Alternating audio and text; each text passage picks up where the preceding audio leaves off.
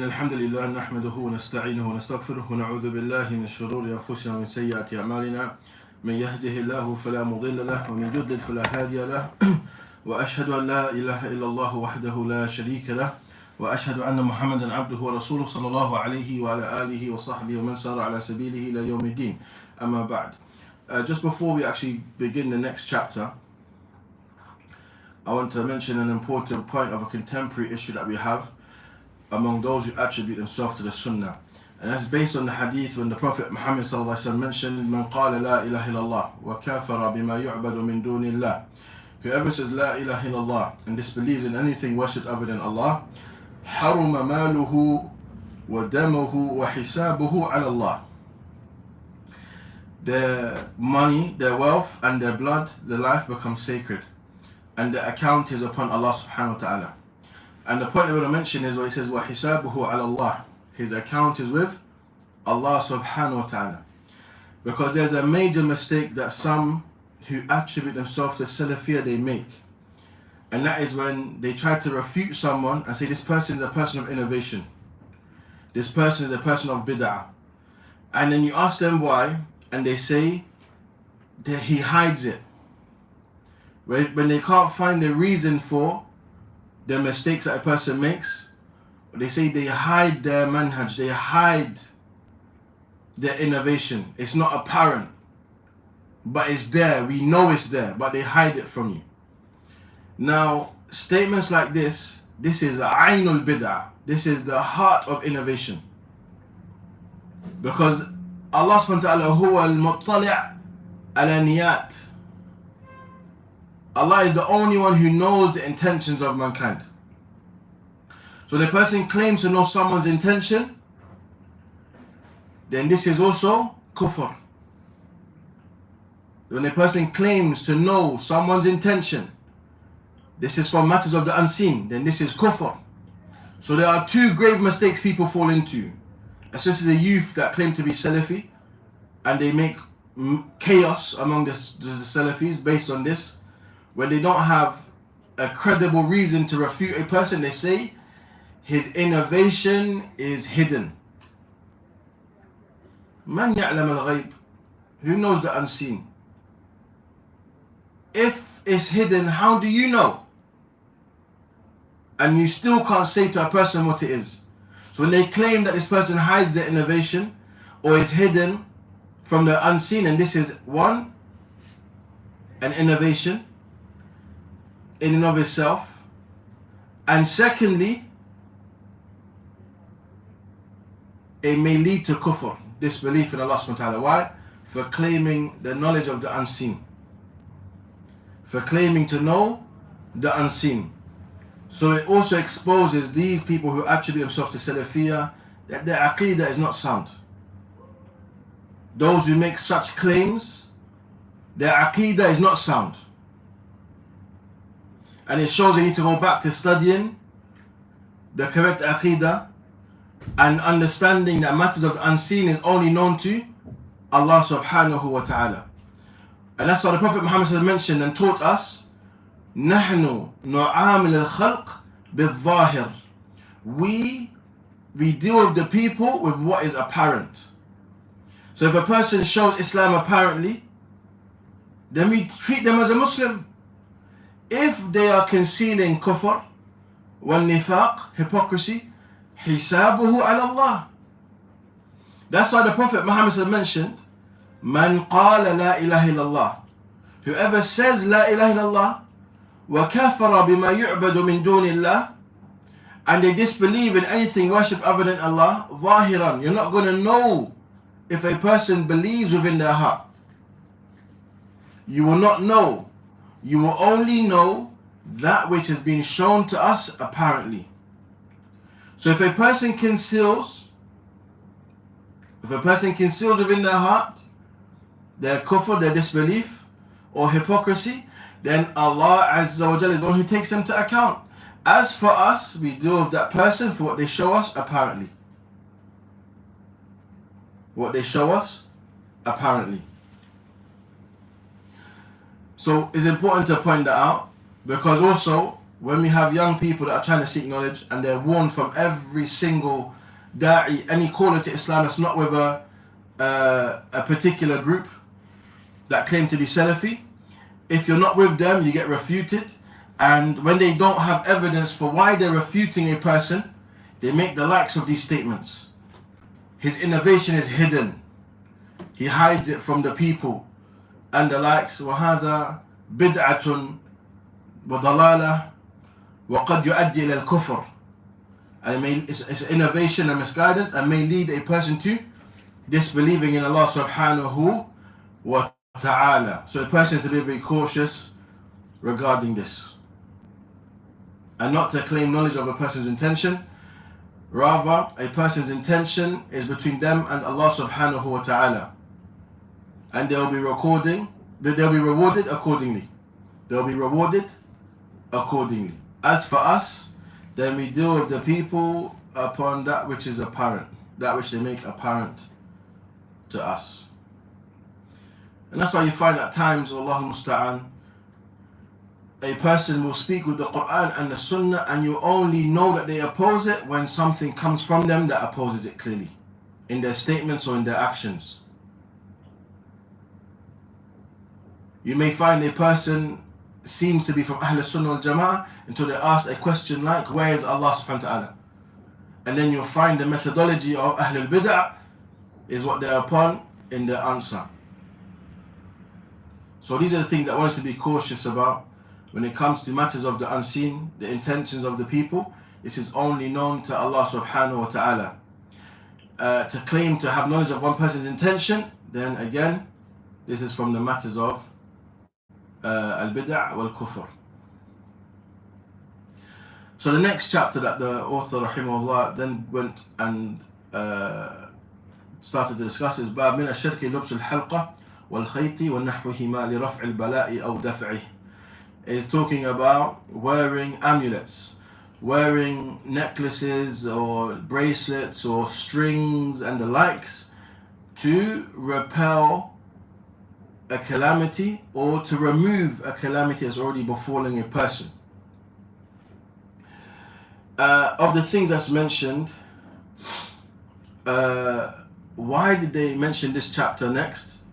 أنه يتضمن ذكر شيء مما يضاد التوحيد وهو التماس رفع الضر أو دفعه من غير الله للتحذير منه فإن التوحيد يعرف بضده.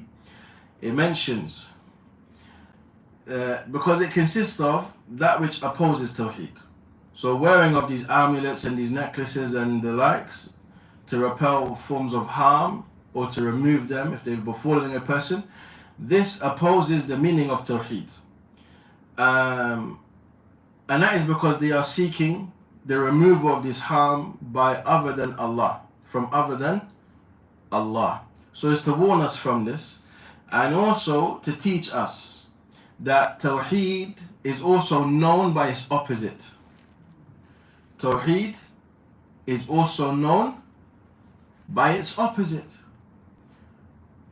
يعني الأشياء تعرف بأضدادها. Things are known by their opposites. Hatred is known because it's the opposite of love. Mercy is known because it's the opposite of dhulm, oppression. And the same as justice, adl. Or mercy, you say the opposite is shiddah, being harsh. Wal-dhulm wal-adl, justice and oppression. They are known by their opposites. So sometimes we mention the opposite of something to clarify. So teaching us what is the opposite of tawheed allows you to firmly, groundly know what is tawheed and what opposes it, that a person can stay away from that.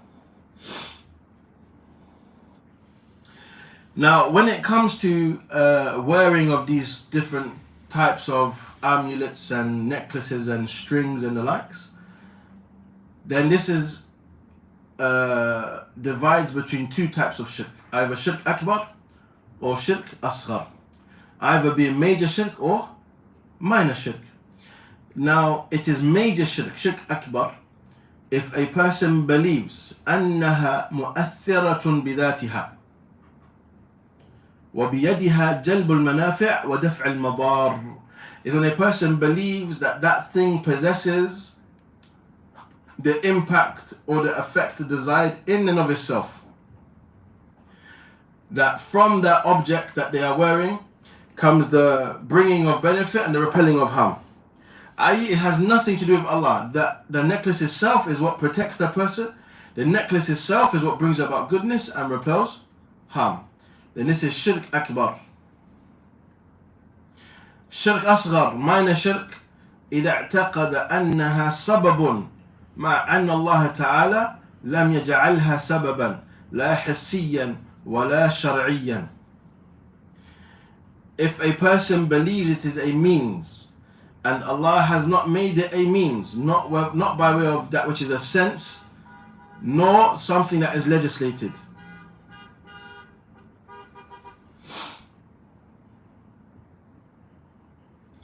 Because when it comes to sensual means, we're talking about, for example, at-tadawi, medicine. It's known by tajriba that if you take ibuprofen or paracetamol and the likes, that by the permission of Allah subhanahu wa ta'ala, that will help you be relieved of the pain. It's a means to be relieved of pain. Now, but does that have an impact in and of itself? La. It's just a means that Allah has placed there. Now, and it's not shar'i. As for a means that is shar'i, is ruqya, dua, for example, hijama as well, as this was taught by way of the sharia. As for these amulets and the likes that are worn, then Allah has not made them a means, not by way of the senses or legislation. And when it comes to the people in relation to the means, then the people are of three types. The one who's on the correct methodology, and that is the one who believes and makes whatever Allah has made a means, a means. And the means are either hissiyya, as we mentioned, kaddawa, such as medication, or shar'iyya, or legislated like ruqya. The second type of people are those who fall into shirk asghar. Now, the ones who believe and make a means that which Allah has not made a means. For example, you have some people, they will hang a stuffed ox's head on their door to repel ayn, to stop evil eye. Can I wear Ayatul Kursi pendant on a chain? No. No. The correct opinion is not to.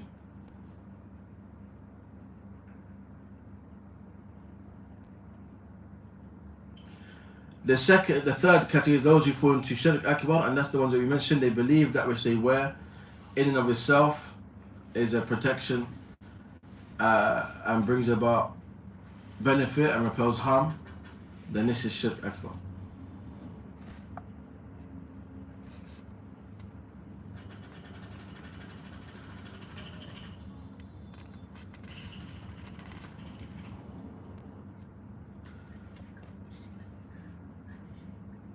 Now,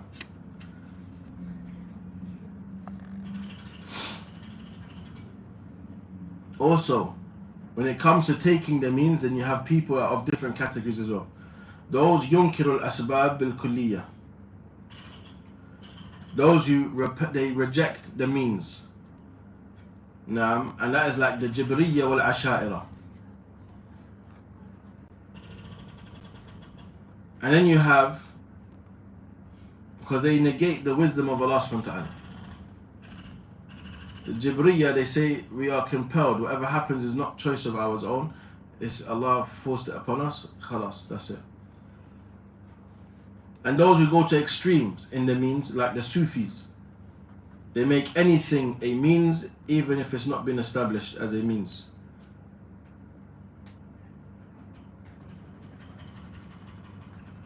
And those who are the middle path, that's Ahl Sunnah wal Jama'ah, those who they affirm those means that are tested means by the senses and that which is legislated without other than that.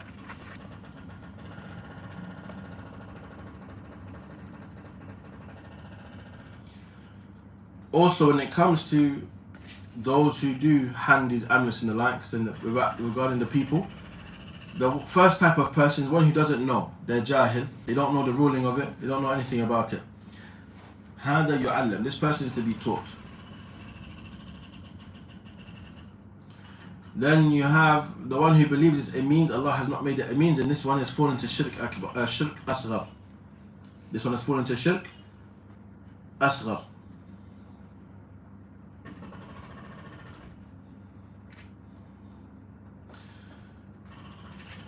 And then you have the third category, the one who believes it's a source of benefit and repellent of harm in and of itself.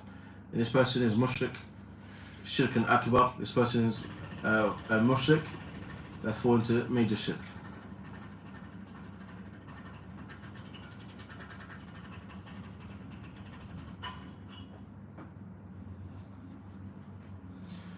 As for the one who wears it just for beauty and doesn't have any belief regarding it, just like you have some of the youth today, then this is a major sin. As whoever sees that will think that it's permissible, and they've opened the door to evil, and they're imitating women and the people of shirk.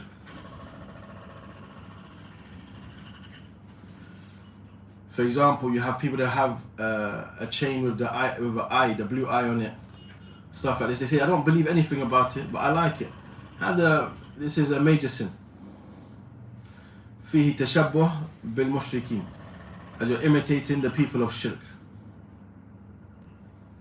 Now, the evidences that I mentioned is one, قل أفرأيتم ما تدعون من دون الله إن أرادني الله بضر هل هن كاشفات ضره أو أرادني برحمة هل هن ممسكات رحمته قل حسبي الله وعليه يتوكل المتوكلون. So here it mentions, say, have you seen that which you call upon other than Allah? If Allah wanted a harm to befall me, are they able to relieve that harm? Or if Allah wanted mercy to befall me, are they able to prevent that mercy, His mercy? Say, suffices me is Allah subhanahu wa ta'ala. Upon Him, those who truly rely upon Allah Azza wa Jal. Those who truly depend upon Allah, they depend upon Allah Azza wa Jal. Allah subhanahu wa ta'ala hasbuna. Allah is sufficient for us. Now,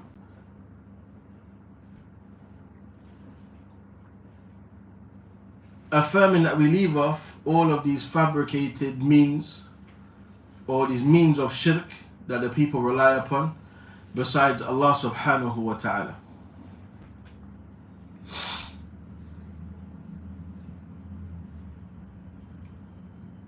Now I mentioned in the next evidence عن عمران بن حسين أن النبي صلى الله عليه وسلم رأى رجلا في يده حلقة من صفر فقال ما هذه. The Prophet Muhammad صلى الله عليه وسلم saw a man, and in his hand was a chain or a bracelet from copper and the likes. Now, فقال ما هذه. He said, what is this? قال من الواهنة.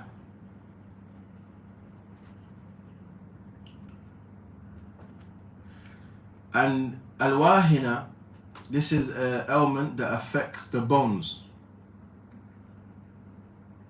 such as arthritis and the likes. So he mentioned يعني هذا تدفع هذه تدفع عن الواهنة. This repels the harm of arthritis and the likes. فقال النبي صلى الله عليه وسلم انزعها. said, take it off, remove it. فَإِنَّهَا لَا تَزِيدُكَ إِلَّا وَهْنًا. For indeed it's not going to increase you in anything but weakness. فَإِنَّكَ لَوْ مُتَّ أَوْ مِتَّ وَهِيَ عَلَيْكَ مَا أَفْلَحْتَ أَبَدًا. And if you die whilst it is upon you, then you'll never be joyful ever. And you'll be from the people of the hellfire. وَالْفَلَاحُ هُوَ الْفَوْزُ وَالظَّفَرُ وَالسَّعَادَةُ. Is success and happiness.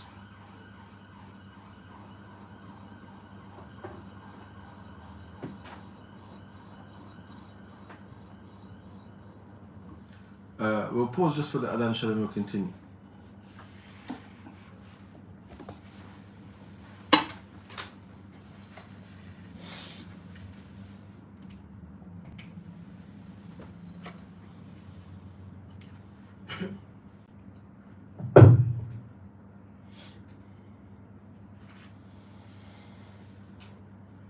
Allahu Akbar, Allahu Akbar.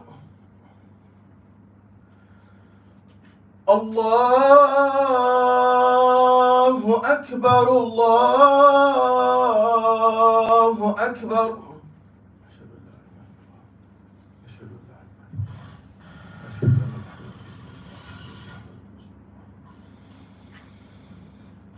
أشهد أن لا إله إلا الله.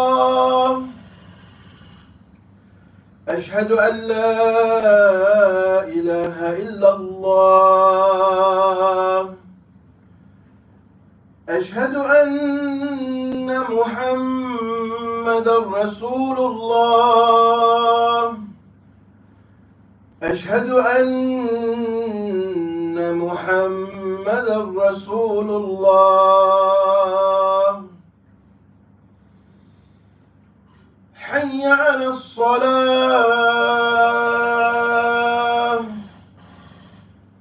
حي على الصلاة.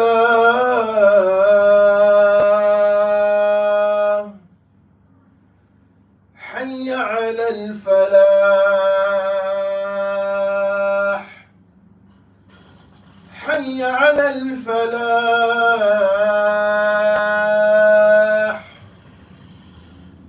الله أكبر، الله أكبر.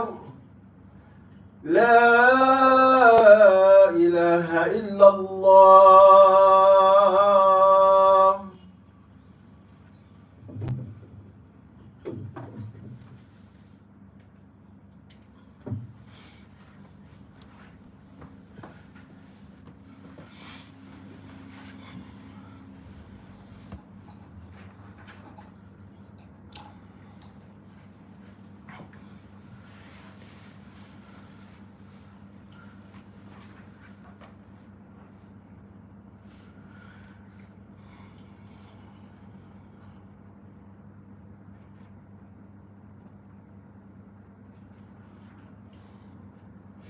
Now, the next evidence that is mentioned, the third evidence,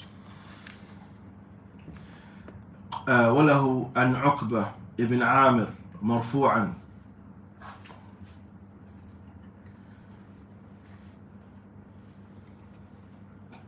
It mentions من تعلق تميمة فلا أتم الله له ومن تعلق ودعة فلا وضع الله له. وفي رواية من تعلق تميمة فقد أشرك.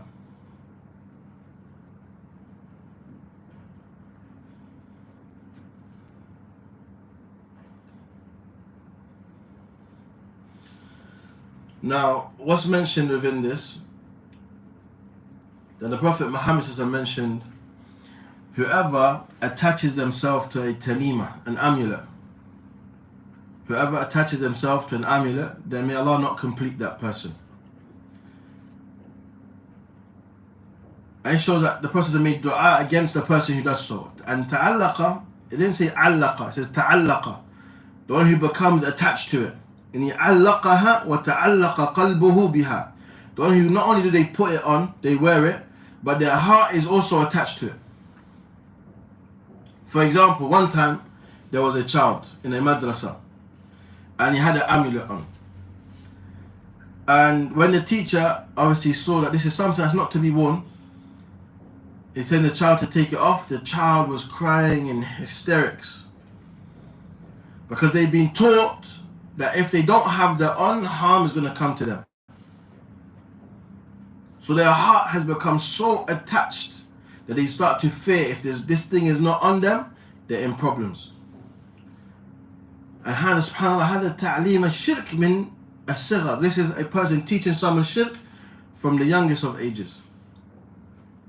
And you'll find some places cultures say this is from your grandmother as well, that has passed away, to make it even more endearing and attached to you.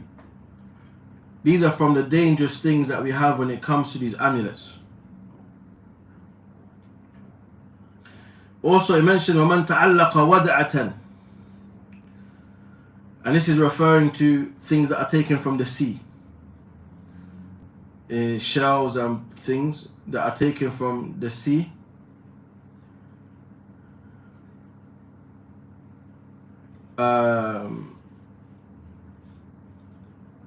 And they believe that it repels ayn, that it protects them from ayn. So the person made dua against that person also. فَلَا وَدَعَ اللَّهُ لَهُ. That means لَا تَرَكَهُ اللَّهُ فِي دَعَةٍ أي سُكُونٍ. May Allah not give that person tranquility. So they always have that worry. So you find the person who wears these amulets to protect themselves from ayn, and they are غير مشروعة, they are not from that which has been legislated, then you'll find that the dua of the Prophet Muhammad has been made will affect them, and they will actually be in a state of worry and grief. If they were to lose it, they will fall into major anxiety, depression. They think their life is over, harm is going to come to them. And this often would lead a person to greater shirk. They may go to someone who does sihr and the likes, wallahu musta'an, and other than this. And the next verse says, فَقَدْ أَشْرَكَ يعني شِرْكًا أَكْبَرَ إِنْ اعْتَقَدَ أَنَّهَا تُؤَثِّرُ بِذَاتِهَا. That person is falling into a major shirk if they believe that causes and yani benefit and harm within itself. But if they think it's just a means, then it's shirk asghar.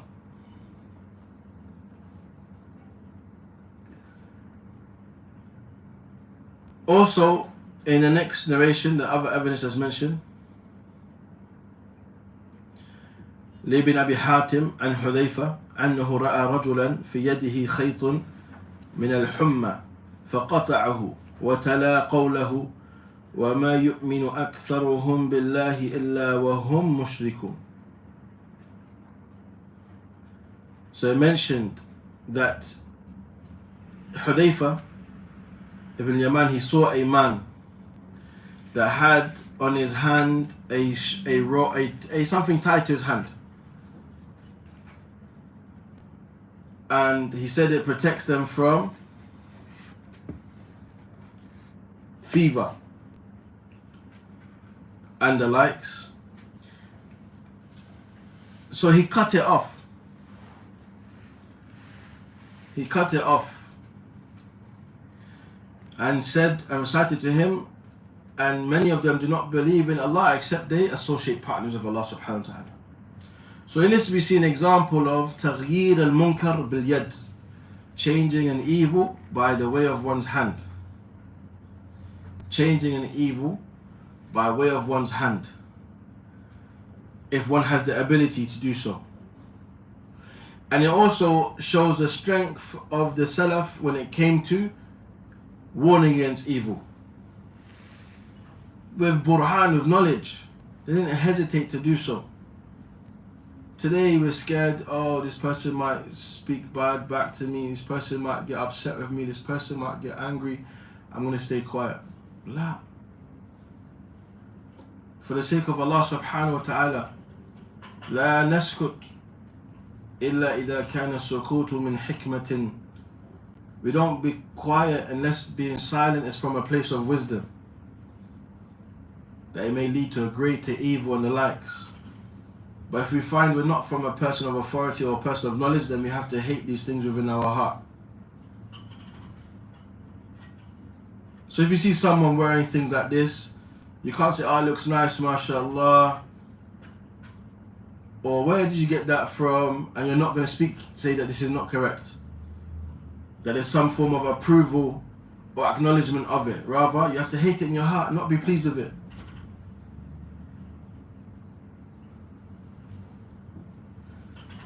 And if the opportunity arises to teach them, then that person is to be taught. That person is to be taught.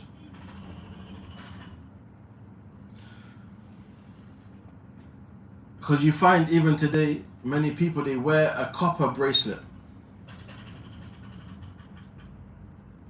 You find many in West African communities also, they wear this copper bracelet.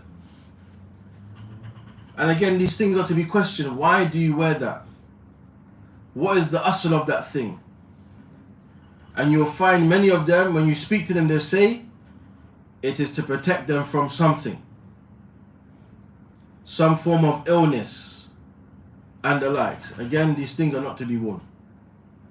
These things are not to be worn.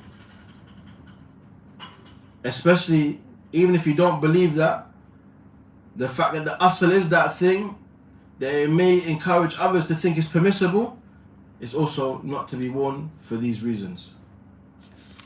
So one is to be cautious. As you find many of the shops here as well, they have these cups, and on the cup it has the blue eye and the likes. Don't drink from these cups. If someone pours you a tea in the shop and you have a cup, say you have to change my cup. Let them know you're not pleased with these things, that these things are from shirk. Now, and don't chase the people down with advice. You give them advice once. If they don't accept it, you've done your duty.